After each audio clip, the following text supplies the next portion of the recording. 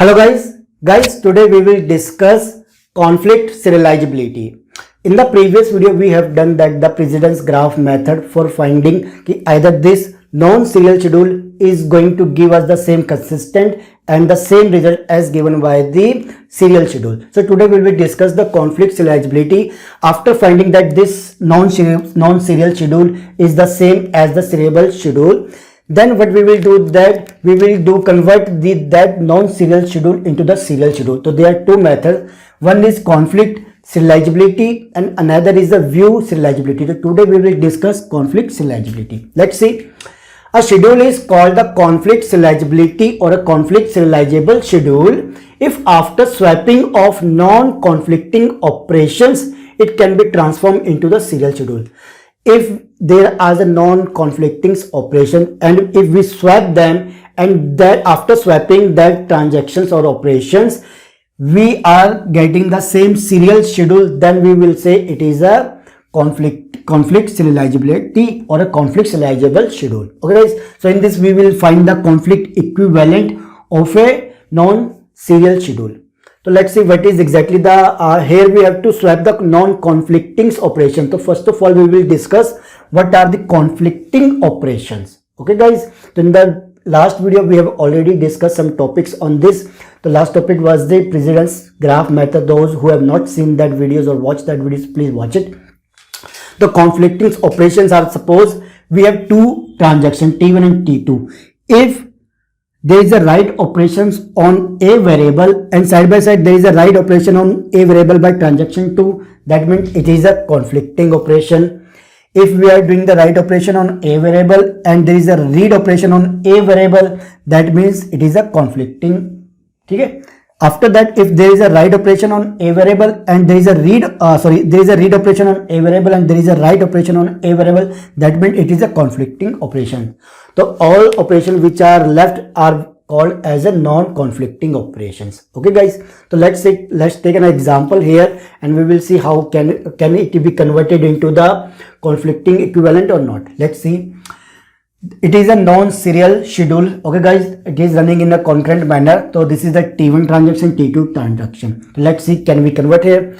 Suppose I want to convert this in the serial schedule. So I have decided first of all I will run whole T1 then T2. Okay guys, so let's see. This is the read operation. There is a not read operation. Okay guys, so we will write it first. Okay guys, after there is a write operation on A. This is the read operation on A. That means I will not swap because this is the conflicting. Okay guys, this is the conflicting. So that's why I have not swapped that. Okay guys, so I will write same wherever it is position.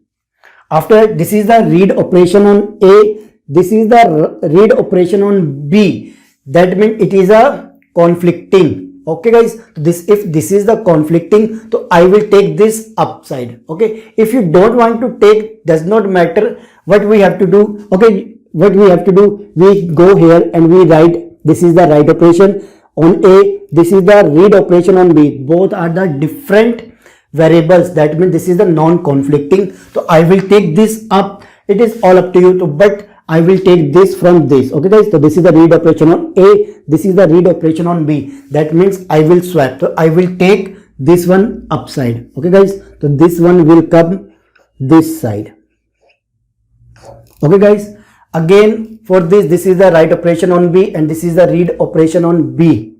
I will not take. But suppose there is a write operation. Suppose we have written that there read operation on A and this is the write operation on A and there is a write operation on B. This is the way.